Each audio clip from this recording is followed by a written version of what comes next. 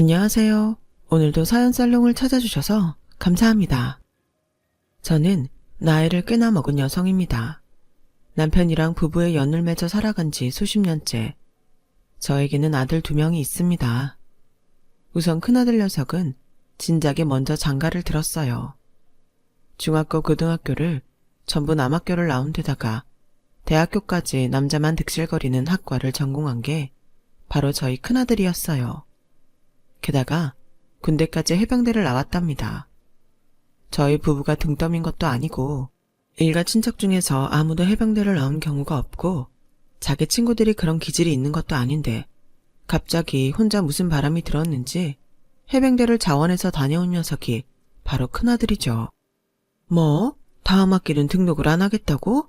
어디 특별히 여행을 갈 데가 있다거나 무슨 일정이 있어서 그런 거니? 아, 그런 건 아니고요. 엄마, 저 군입대 하려고요. 그게 정말이야? 아, 생각보다 너무 이른 것 같네. 그래, 네 생각이 그렇다면 일찍 다녀오는 것도 좋지.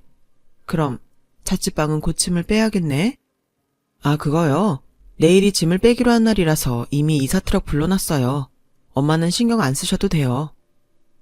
어머, 그러니? 하여간 똑 부러진다니까 우리 큰아드님. 그래서 입대 날짜는 대략 언제쯤이 되는 거야? 아, 3주 뒤에 입대해요. 뭐라고? 3주 뒤에 입대한다고? 너 그 사실을 왜 이제야 말하는 거야? 미리 말씀드려봤자 상황이 달라지는 것도 없었는데요, 뭘. 자취방 나오는 시기도 정해져 있었고요. 아, 참고로 저 해병대 갑니다. 뭐? 해병대? 나한데 없는 것도 정도가 있지. 갑자기 웬 해병대를 간다는 거야? 너 이거 네 아버지한테도 상의 다 해본 거 맞아? 아니요. 아직 말씀 안 드렸는데. 제가 알아서 아버지한테 잘 설명드릴게요. 장남이 해병대 간다 그러면 반기시지 않을까요? 설마 혼이라도 내시겠어요? 아무튼 엄마는 아무 걱정하지 마세요. 자식 낳아서 키워보신 분들은 아실 테죠. 자식이 내 걱정하지 말라고 할 때만큼 부모로서 걱정되는 순간이 또 없다는 것을요. 너무 건실하고 성실하고 차분하고 아주 똑소리 나게 철두철미해서 되려 자기 부모를 염려시키는 자식이 또 있을까요? 어찌 보면 저희 큰아들은 굉장히 개성 넘치고 특이한 경우인 것 같네요. 휴가 나온다는 말도 안 하고 불쑥 집으로 오거나 저랑 남편한테 이런 방구도 없이 혼자 복학 계획을 짜서 학교로 돌아가는 등 정말 독단으로 실행하는 것에는 도 같은 녀석이에요. 표정도 있잖아요. 보고 있으면 제가 낳은 자식이지만 도대체 속으로 무슨 생각을 하고 있는지 당최 알 수가 없습니다. 눈썹도 진해가지고선 시종일관 무표정을 짓고 있는데 그 속을 저라고 어떻게 알겠나요? 이런 장남이 남자만 득실거리는 환경에서 10년 이상을 살고 있었으니 부모로서 속이 타들어갔죠. 자기 친구들을 보면 꽤 연애들을 하는 것 같았는데 정작 본인은 여자친구 한 번을 만들지 않았으니 걱정이 많았어요. 그래도 이제 대학 졸업했으니까 취업하고 나서 자리를 잡으면 여자친구도 좀 만들고 그래. 알았지? 이 엄마는 절대로 아들 뺏겼다고 며느리한테 횡포 부리는 그런 시어머니는 되지 않을 작정이거든. 그러니까 안심하고 연애 실컷 하면서 결혼할 짝도 얼른 찾고 그래. 우리 아들 엄마 마음 알겠지? 글쎄요. 아, 맞다. 저 취업했어요. 뭐? 어디로? 저번에 지원했던 거기? 아니면 오늘 면접 보고 온 곳이야? 지난번에 지원했던 거기요. 출근해서 오늘 일하고 왔는데요. 이미 출근을 했다고? 너 취업을 했으면 했다고 말을 해야 할 거 아니야. 아우, 속 터져. 도대체 언제 말을 해주려고 그랬어? 말씀드리는 걸 깜빡했어요.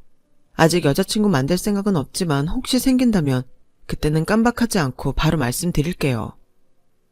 정말 특이한 방면으로 사람을 환장하게 만드는 저희 큰아들이었어요. 아무튼 무뚝뚝함이 지나쳐서 무건수행에 이른 지경인 저희 큰아들은 여자친구가 생긴다면 즉각 저에게 보고하겠다는 그 약속을 지키지 않았답니다. 하도 연애를 안 해서 자기 부모의 속이 바짝 타들어가고 있을 때가 돼서야 이런 말을 하더라고요. 아, 모처럼 식구들끼리 외식하는 자리니까 생각난 건데요. 저 결혼 생각 있어요. 지금 여자친구랑 3년 정도 만났으니까 슬슬 결혼 얘기가 나와도 되지 않았나 싶어서요. 그때 완전히 저희 식구들 다 뒤로 넘어가 버렸어요. 장남 녀석이 무려 3년 가까이나 연애를 하면서 입을 꼭 다물고 있었던 거예요. 그래놓고서는 갑자기 결혼을 운운하다니요. 너무 어처구니가 없었는데 도대체 큰아들이 연애를 하고 결혼할 정도면 상대가 어떤 여자아이일까 궁금해 죽겠어서 장난조로나마 반대의 뜻을 내비치지 못했어요. 무작정 데려와 보라고 했었죠. 결과는 큰아들의 결혼으로 이어졌답니다. 꼭 자기 같은 여자애를 사귀고 있었더라고요. 둘이 동갑내기인데 말에 살 붙이는 걸 싫어하는 성격하며 표정 변화가 적고 경거망동하지 않는 것까지 정말 서로가 닮아 있었어요. 어쩜 이렇게까지 둘이 비슷할 수가 있는지 혹시 먼 친척은 아닐까 싶어서 오직하면 저희 부부가 며느리한테 몇 번이고 가족 이야기를 물어봤다니까요. 형은 내 친형이지만 정말 이상한 것 같아. 우리 가족에서 어떻게 저런 성격이 나올 수가 있지? 엄마, 지금이라도 솔직하게 털어놔봐. 형은 딴 데서 입양한 거지? 아니면 혹시 산부인과에서 애가 바뀌었나? 그런 자기 형을 보면서 저희 둘째 아들이 장난스럽게 심각한 표정을 꾸며내며 저런 의혹을 몇 번이고 내비쳤었네요. 하지만 그럴 리는 없었어요. 왜냐하면 저희 큰아들은 자기 할아버지를 닮은 거거든요. 제 시아버지의 유전자가 남편을 거쳐서 큰아들에게 전해진 게 틀림없었네요. 시아버지께서는 매사에 가타부타 어떻다고 말씀을 안 하시는 분이에요. 그래서 시어머니께서는 평생을 그 점 때문에 복장 터지면서 살아오셨다고 말씀을 하셨더랬죠. 애미야, 놀라운 얘기 하나 해줄까? 네 시애비 말이다. 젊었을 적에는 더 했어. 지금보다 한술 더 뜨는 양반이었어. 예? 아버님께서 옛날에는 더 하셨다고요? 말도 안 돼요. 말도 마라. 너 시집 오기 전엔 더 했으면 더 했었지? 외출을 하겠다 말겠다. 밥을 먹겠다 말겠다. 이런 것도 대관절 말을 한마디를 안 했었다니까는. 이런 단편만 보더라도 제 시아버지께서 어떤 분이신지 짐작이 가시나요? 바로 이런 성향을 그대로 유전으로 물려받은 게 제 큰아들이었고 이런 자기 형을 보면서 작은아들은 도저히 이해할 수 없어 했답니다.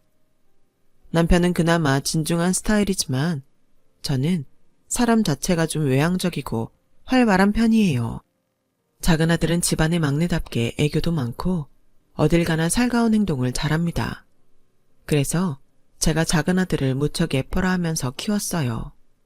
저에게는 장남, 차남 똑같이 소중하고 사랑하는 자식들이지만 장남이 심적으로 의지가 되는 존재라면 차남은 정서적으로 더욱 가까운 존재였어요. 작은아들은 매사에 저한테 미주알 고주알 자기 이야기를 잘 떠들어대면서 살아온 녀석이에요. 사소한 고민도 저한테 나누고는 했고요. 저 또한 제 안에 있는 이야기를 작은아들한테 털어놓을 때가 많았답니다. 큰아들이 진한 인상으로 어딘가 카리스마 넘치게 생겼다면 작은아들은 유들유들하고 사교성이 좋아 보이는 얼굴이에요. 그래서인지 학창시절 내내 주변의 친구들이 아주 끊이질 않았었네요. 자기 형만큼은 아니더라도 공부에 두각을 나타냈으며 종종 여자친구도 사귀었답니다. 알콩달콩 연애하면서 저한테 몇 번 연애 상담도 청했었고요.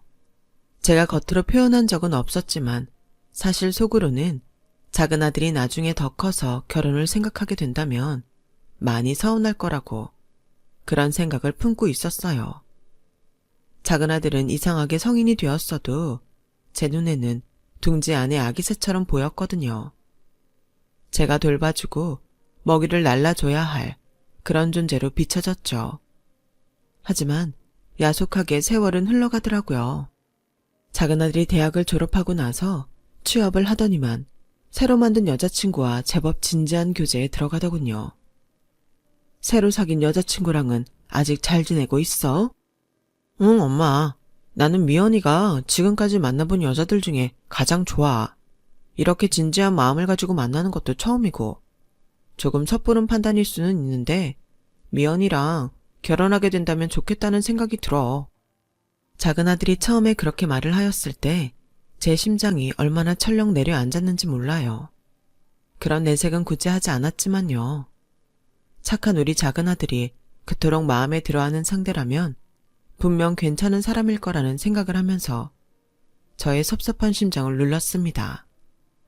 작은 아들이 그 아가씨와 교제를 한 지 어느덧 1년이 넘어갔을 때 드디어 결혼 이야기가 나왔고 저는 그 아가씨를 실제로 만나보게 되었어요.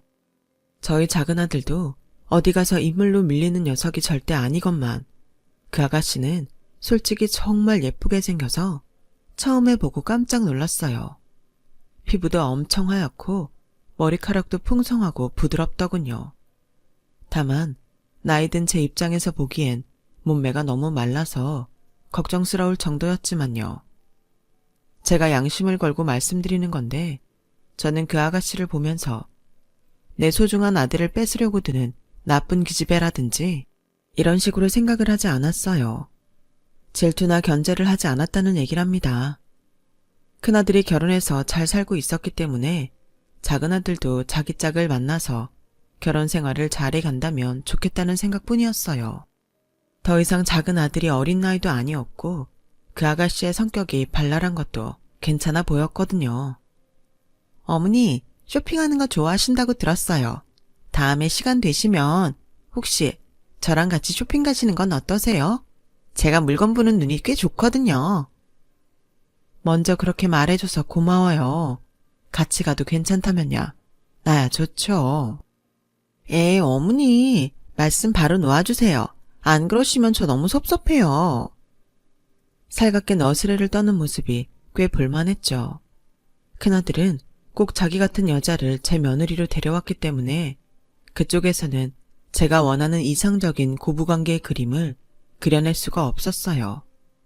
딱 자기 할 말만 하고 저에게 아부 떠는 것에 일말의 관심도 없는 며느리를 보면서 제가 일방적인 구애를 이어나가기란 많이 민망했었기 때문입니다. 참고로 큰며느리는 집안이 굉장히 부유한 편이에요. 사부인의 취미가 무려 3개의 미술관을 하나씩 방문하기라고 하니까요. 사돈어른께서는 사업 때문에 워낙 바쁘셔서 공사 다망하신 분인데 그래서인지 며느리 말을 들어보니까 가족끼리 화기애애하게 모여서 밥을 먹고 떠들고 그런 집안 분위기가 결코 아니었더라고요. 가뜩이나 타고난 성정도 지나치게 차분한데 자라온 가풍마저 그러하였으니 결혼했다고 해서 며느리의 성격이나 태도가 바뀔 리가 만무하였죠. 저는 골프에 미쳐있는 남편 때문에 혼자서 늘 심심했고 친구 모임도 가끔은 지겹게 느껴지는지라 며느리가 들어오면 같이 둘이서 놀러 다니고 싶었어요. 하지만 며느리가 그런 사람이라서 제 바람이 깨졌던 거예요. 큰아들이랑 둘이서 밖에 나가 놀 때도 조용히 드라이브나 하고 전망 좋은 카페에 가서 각자 책이나 읽는다고 하더라고요.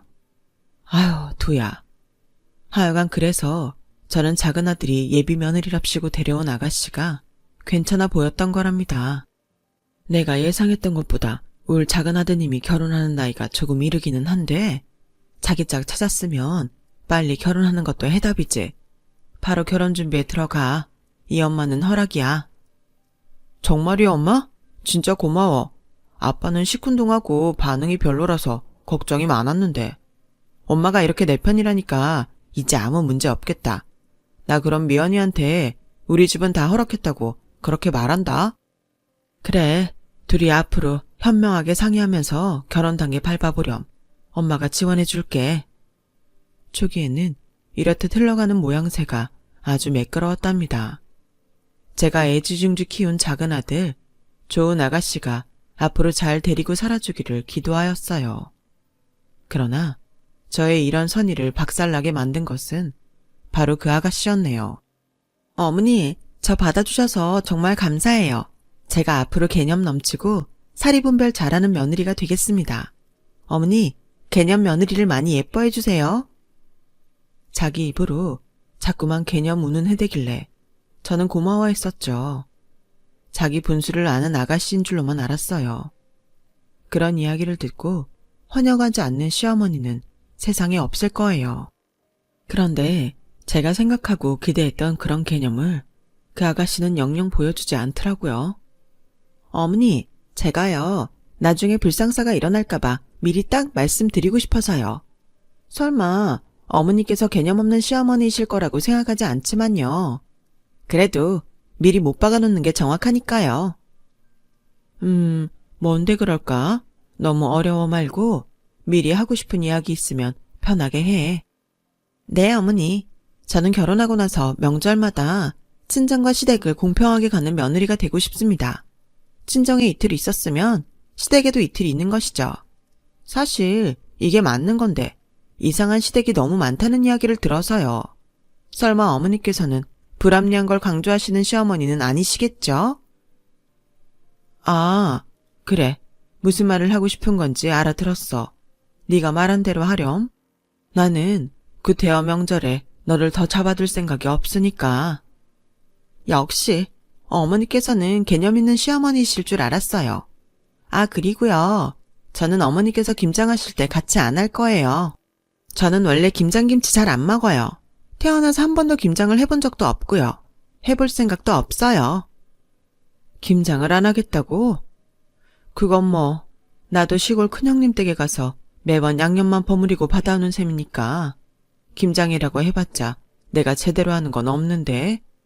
그래, 아무튼 알았다. 김장을 하고 싶지 않다면 굳이 참여하지 않아도 좋아.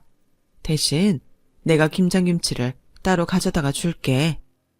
어머, 정말요? 주시면 좋죠. 그럼 잘 먹을게요. 분명 김장김치를 잘 안 먹는다고 방금 전에 말을 했었던 것 같은데 그때부터 살짝 싸한 기분이 들더라고요.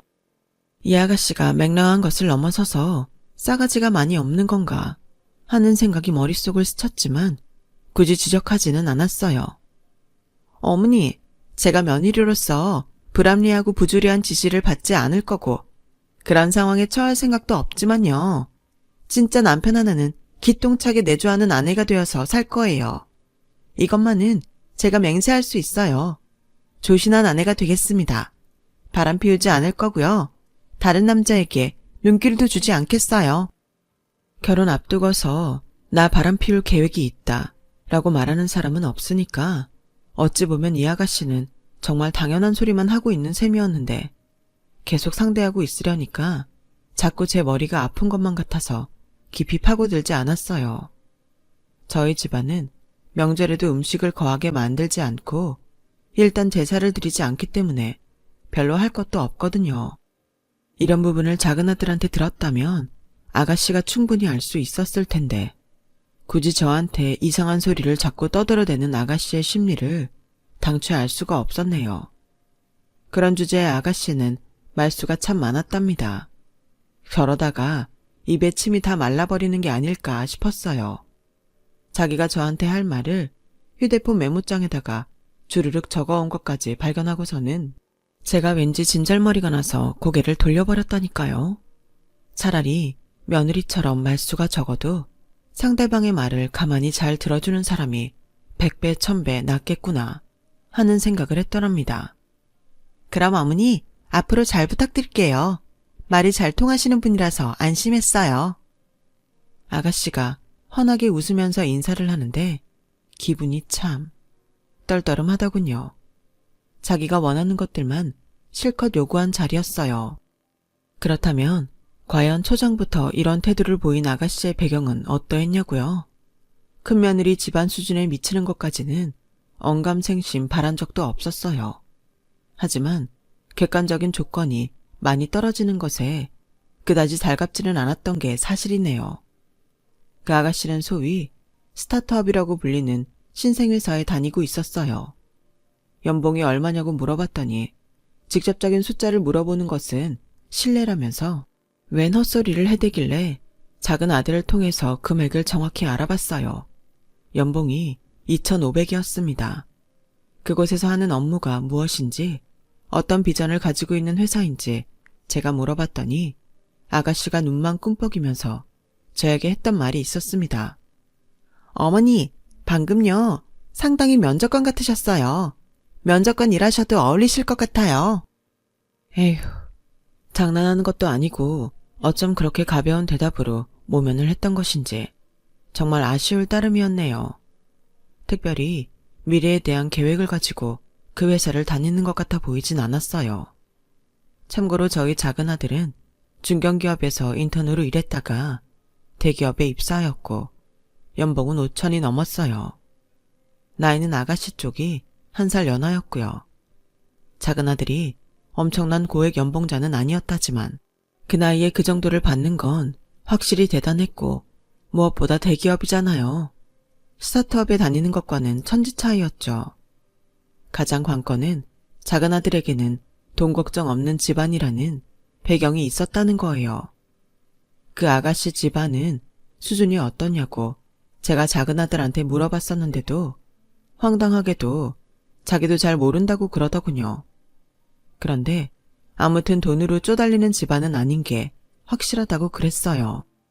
괜히 제 느낌이 외모 반반한 것만 믿고 저희 작은 아들한테 덤벼들어서 결혼을 한 뒤에 사회생활을 전혀 안 하면서 놀기만 할 작정인 아가씨가 아닐까? 이런 불길한 직감이 스쳤었네요. 엄마, 나는 우리 미연이처럼 순진하고 착한 여자를 본 적이 없어.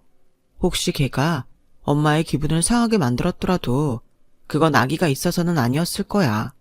애가 그냥 원체 순수하다 보니까 가식 없이 행동해서 그래. 참나, 네 엄마 속상한 건 생각도 안 해주고 자기 여자친구만 엄청스레 이해를 해주는구나. 엄마는 왜 이런 걸로 삐지려고 해? 내가 결혼한다 그러니까 엄마 기분이 싱숭생숭해서 그렇구나. 미연이랑 결혼하고 나면 내가 엄마한테 지금까지 했던 것보다 더 많이 효도할게. 그런데 작은 아들이 그 아가씨가 좋아 죽겠다고 하니까 자식을 사랑하는 부모로서 태클을 걸 수가 있어야 말이죠. 저 혼자 남몰래 전전긍긍을 하고 있었는데 저의 이런 속을 아는지 모르는지 그 아가씨가 또 황당한 말을 해왔습니다. 어머니, 제가 주말에 사주를 보고 왔는데요. 거기 무당이 용하더라고요. 점집에 다녀온 거야? 그래, 거기서 뭐라고 했는데? 제가 내년 초에 결혼할 거래요. 결혼해서 아이 둘 낳고 화목하게 살 거라는 얘기도 들었어요. 그리고 또 이건 어머니께 드려도 되는 말씀인가 모르겠는데 말을 꺼내놓고 그렇게 끝을 흐리는 건 무슨 경우야? 그냥 말을 해보렴. 아, 그게요. 제가 결혼하고 나면 시어머니랑 굉장히 다투게 될 거라고. 그래서 왕래를 되도록 안 하고 살아야 가정이 평화롭다고 하더라고요. 이거 참, 웃어야 할지 아니면 화를 내야 할지 갈피를 잡기 어려운 상황이었어요. 그 후로도 혼자 별별 이야기를 다 주절거렸는데 듣고 보니까 다 저한테 별로 안 좋은 이야기더군요. 제가 며느리한테 간섭하지 않는 시어머니가 되어야지만 온 집안이 화목해진다는 대목까지 이르자 헛웃음이 절로 나왔네요. 이 아가씨가 저한테 이런저런 말도 많이 걸고 활발하고 따로 만나자고 청하고 이런 적극적인 성향인 것까지는 좋았지만 결혼 전부터 자기 자리를 너무 견고하게 만들려고 애쓰는 모습이 솔직히 좋게 보이지는 않았어요. 도대체 그 점집이 어디에 있니? 그 정도로 세세하게 말을 다 했다면 보통 용한데가 아닌 것 같은데 나도 한번 가보자. 네? 아, 어머니, 제가 그날 사실 여러 군데를 다녀와서요. 정확히 어디에서 어떤 말을 들었던 건지는 모르겠네요. 말을 어색하게 돌리는 꼬라지를 보니까 점집을 다녀온 것이 사실인지도 의심스러웠어요. 행동하는 걸 보면 허술했으나 작은 아들의 말처럼 악의가 없다라고 보기에는 무리가 있었죠. 그 외에도 이 아가씨랑은 정말 크고 작은 일들이 있었어요. 종잡을 수 없는 상대라는 생각이 들더군요. 과연 제 작은 며느리로 들이면 저는 이 사람에게 좋은 시어머니가 될 수 있을까? 이런 걸 상상해 봤을 때 왠지 자신이 없기도 하였어요. 그러나 저의 심란함과는 상관없이 어느덧 상견례 일정을 맞추는 시기가 도래하였죠. 서로 날짜를 조율하고 있던 때였는데 그 아가씨가 저한테 비장한 목소리로 이런 말을 하는 거예요. 어머니, 제가 이제 가장 중요한 부분을 말씀드리고자 해요. 어떤 중요한 거길래 그렇게까지 무게를 잡아? 괜히 겁난다 얘. 다름이 아니고 신혼집 말이에요. 무조건 강남에 있는 집이었으면 합니다. 그래? 그런 생각을 하고 있었을 줄은 몰랐네. 강남? 좋지. 그렇게 하렴. 네, 어머니. 저는 그리고 30평 이하면 취급하지 않아요. 강남에 있는 30평 이상의 신혼집이에요, 어머니. 거기까지 듣고서는 문제가 없었는데요. 진짜 문제는 바로 그 다음부터였어요. 갑자기 그 엄청난 신혼집을 저희 측에서 해오는 것으로 그 아가씨가 그렇게 받아들이고 있었더라고요. 강남의 30평 이상 신혼집, 네, 좋다 이거예요. 그런데 반반도 아니고 남자 쪽에서 다 부담해야 한다는 건 무슨 논리일까요? 이때부터는 정말 어이가 없었죠. 100번 양보해서 저희 집에서 그거 신혼집 마련해 준다고 칠 수 있었어요. 하지만 강남의 30평 이상의 어쩌고를 운운하는 건 도를 넘은 것이었죠. 꼭 강남일 필요가 있니? 출퇴근하기에 더 괜찮은 동네도 따로 있잖아. 우리 아들도 그렇게 얘기를 하고 내가 볼 때는 동작구 쪽으로 매물을 알아보면 더 괜찮을 것 같구나. 강남이나 거기나 위치는 살다 보면 매 한 가지야. 특히 신혼집이면 더욱 그렇고. 어머니, 아직 이해를 못하시는 것 같아서 제가 딱 잘라서 말씀을 드릴게요. 강남이냐 아니냐, 이거 하늘과 땅 차이인 거 어머니도 아시지 않나요? 그런데 왜 다른 동네 이야기를 하세요? 제 가치를 깎으시네요. 제가 그런 것에 넘어갈 줄 아셨나요? 저 그렇게 맹하지 않아요. 제가 말씀드렸잖아요. 저 개념 있는 며느리가 될 거라고요. 세상 물정에 빠삭하다는 말씀입니다. 저는 강남이 아니라면 이 결혼 솔직히 다시금 고민해 봐야 할 것 같아요. 뭐라고? 지금 그러니까 강남에 집해올 수 있는 집안이 아니라면 결혼을 하고 싶지 않다는 뭐 그런 이야기를 하고 있는 거니? 그렇게까지 노골적으로 말씀하실 건 없는데. 제가 양보해서 30평 이상이라는 조건은 빼드릴 수 있어요. 27평이나 28평 집도 있을 거 아니에요. 그런 건 제가 또 감안을 해드릴 수 있죠. 세상에 저는 태어나서 그렇게 황당한 말을 그때 처음 들어보는 것이었어요. 이 아가씨랑은 도저히 말이 안 통하겠다 싶어서 제가 분위기를 잡고 작은 아들한테 물어봤습니다. 한번 대화를 나눠봤어요. 이런 상황에 대해서 어떻게 생각하냐고 물어본 뒤에 그 아가씨에 대한 저의 감상을 침착하게 전달하였죠. 그랬더니 작은 아들이 깊은 고심에 잠기더군요. 엄마 아빠한테 전적으로 의지하는 결혼인 거 나도 진작에 알고는 있었는데 그렇게 강남이니 30평이니 하는 이야기를 들으니까 진짜 너무 민망하고 엄마 아빠한테 미안하다. 내가 지금 이 결혼을 하는 게 정말로 맞는가? 하는 그런 생각이 자꾸만 들고 있어. 그런 걸로 미안해할 건 없어. 부모가 자식한테 해줄 수 있는 만큼 다 해주는 건 엄마는 그게 당연한 일이라고 생각하는 사람이야. 그런데 엄마는 말이지, 우리 아들이 감정에 휩쓸려서 부족한 상대와 성급한 결혼을 하지 않기를 바랄 뿐이야. 작은 아들은 굉장히 속상해하고 있었어요. 저랑 이런저런 얘기를 주고받다가 결국 눈에 눈물을 달더라고요. 성정이 여린 그 속을 제가 알고 있었기에 제가 그 아가씨한테 연락해서 신혼집 문제에 단판을 짓겠다고 하였습니다. 그랬더니만 그 아가씨가 엄청 화를 내더라고요. 도대체가 개념 있는 며느리가 되겠다는 소리를 왜 했었는지 모를 일이었어요. 해주실 수 있는 능력 되는 거 뻔히 아는데 왜 강남 신혼집을 해주기 어렵다고 하시는 거예요, 어머니? 남자가 집해오고 여자가 혼수해오는 이상적인 그림이 그렇게나 싫으신가 보죠? 듣고 보니까 내 말도 일리가 있구나. 그 이상적인 그림이라는 거 괜찮을 것 같네. 그럼 우리가 집을 마련할 테니까 네가 내가 원하는 혼수를 다 해오련?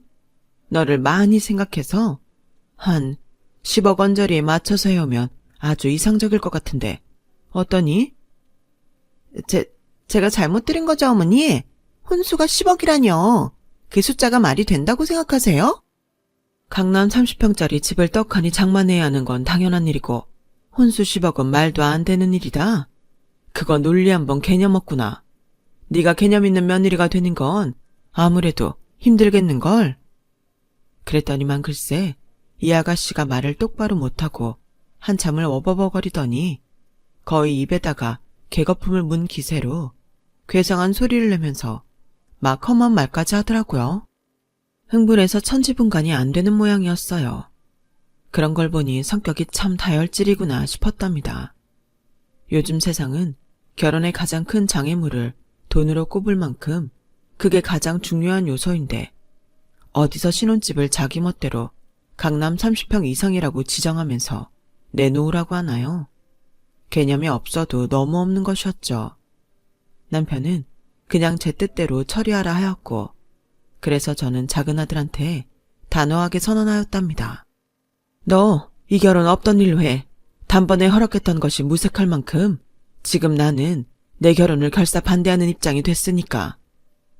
엄마, 나도 이 결혼에 너무 고민이 많았는데 엄마가 그렇게 말을 해주니까 생각이 확 정리가 되네. 알았어, 그럴게. 작은 아들이 고개를 푹 숙였어요. 그 아가씨랑 별 아무 생각 없이 연애할 때는 너무 좋았다고 해요. 그런데 결혼 이야기가 시작되고 나서부터 모든 게 삐그덕거렸다고 하더군요. 설마 하니 그렇게까지 속물적인 면모를 가지고 있는 여자인 줄은 미처 몰랐다고 했어요. 만약 알았다면 결혼 이야기를 자기가 먼저 꺼내는 일도 없었을 거라 했죠. 그리고 무엇보다 작은 아들은 자기 형이랑 자기를 비교하면서 이번 일로 많이 초라해진 모양이었어요. 왜냐하면 큰아들은 결혼할 때 집에서 조금 지원받았을 뿐 둘이 다 알아서 해결했거든요. 사실 결혼 상대부터가 작은 아들의 경우와는 상황이 완전히 달랐지만요. 어쨌거나 다행이었죠. 그 덕분에 작은 아들이 엄마 아빠 도움을 최소한으로 받는 결혼을 하겠다면서 혼자 목표로 삼고 그 아가씨를 정리해냈으니 말입니다. 작은 아들한테 차인 그 아가씨가 저한테 연락을 했었어요. 혹시 반성을 하나 싶었는데 그게 아니라 저한테 웬 지적질을 날리면서 저를 가르치려고 들길래 아이고야, 잠깐 듣기만 해도 너무 피곤해서 바로 번호를 차단해버렸네요. 그 후로 작은 아들한테 그 아가씨가 찾아가서 다시 받아달라고 울며 불며 빌기도 했는데 이미 버스는 지나간 지 오래였으니 아무 소용이 없었답니다. 사람 욕심이 끝이 없다는 건 있는 기회마저 날릴 수 있는 것 같아요. 작은 아들도 귀한 인연을 맺을 수 있겠죠. 귀한 시간 내주셔서 저희 집 이야기를 들어주신 분들 고맙습니다. 여러분의 가정이 항상 평안하시기를 빌어요. 여러분, 사연 댓글에 응원과 현명한 조언 부탁드려요. 좋아요와 구독은 저에게 큰 힘이 됩니다. 오늘도 좋은 일 가득하세요.